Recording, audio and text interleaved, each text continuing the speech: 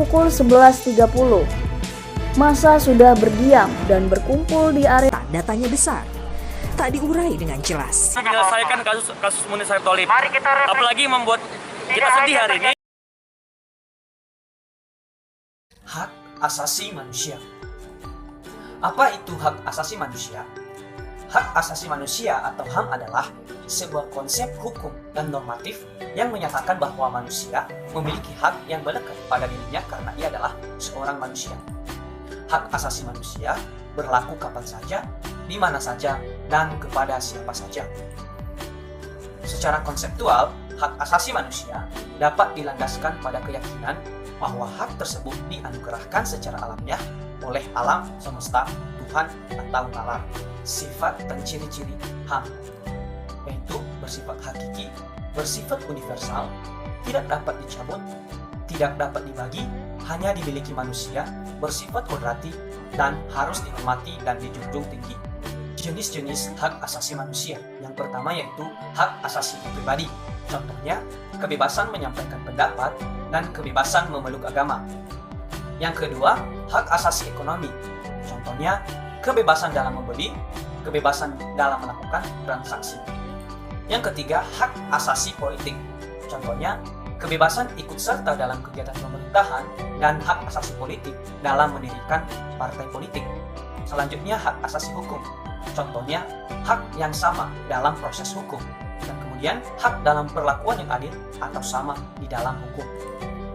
Selanjutnya, hak asasi sosial budaya. Contohnya, hak untuk mendapatkan pendidikan yang layak dan hak untuk memilih atau menentukan pendidikan. Dan terakhir yaitu hak asasi peradilan. Contohnya, hak mendapatkan perlakuan yang adil dalam hukum dan hak mendapatkan pembelaan di dalam hukum. Fungsi hak asasi manusia. Hak asasi manusia memiliki fungsi utama untuk menjamin atau melindungi hak-hak kelangsungan hidup, kebebasan, dan kemandirian yang tidak dapat disangkal oleh siapapun. Instrumen HAM yang pertama, instrumen internasional, yaitu Piagam PBB, Universal Declaration of Human Rights, dan instrumen HAM atau konvensi internasional yang sudah diratifikasi. Kemudian, instrumen nasional. Beberapa di antaranya yaitu Undang-Undang Dasar 1945 beserta amandemennya, Kepres nomor 50 tahun 1993 tentang Komisi Nasional Hak Asasi Manusia, TAP MPR nomor 17 MPR 1998 tentang HAM, Undang-Undang nomor 39 tahun 1999 tentang HAM, dan Undang-Undang nomor 26 tahun 2000 tentang pengadilan HAM. Nah, selanjutnya, apa sih faktor penyebab terjadinya pelanggaran HAM? Faktor penyebab terjadinya pelanggaran HAM dibedakan menjadi dua, yaitu faktor internal dan faktor eksternal. Yang pertama, faktor internal atau faktor yang ada di dalam diri seseorang, yaitu yang pertama sifat egois, kedua individualis, ketiga intoleransi, keempat kurang memahami HAM, yang kelima tidak memiliki empati, dan terakhir kondisi psikologis pelaku. Faktor yang kedua itu faktor eksternal, yaitu terdiri dari tidak adanya ketegasan aparat dan hukumnya, penyalahgunaan teknologi, kurangnya sosialisasi tentang HAM, disebabkan oleh struktur politik dan juga sosial, dan adanya kesenjangan ekonomi.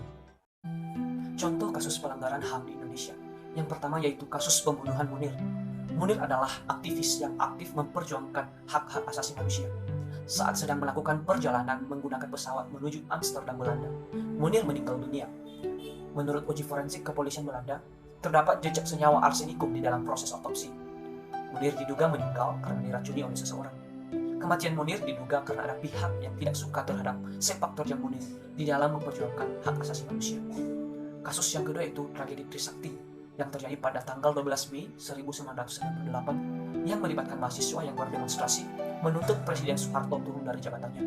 Para mahasiswa bentrok dengan aparat yang hendak membubarkan massa. Akibatnya, terdapat 4 orang mahasiswa meninggal dunia akibat tertembak. Mereka adalah Hafidin Royan, Elang Mulia Lesmana, Hertanto, dan Hendriawan Sie. Masalah merupakan masalah yang sampai sekarang belum dapat terselesaikan di Indonesia.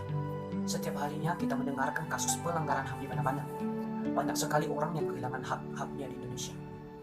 HAM perlu diakui, HAM harus dijunjung tinggi. Bagaimana dengan kita? Apakah kita menjadi tonggak yang akan menjunjung tinggi HAM? Atau malah sebaliknya menurunkan harkat hak asasi manusia itu sendiri?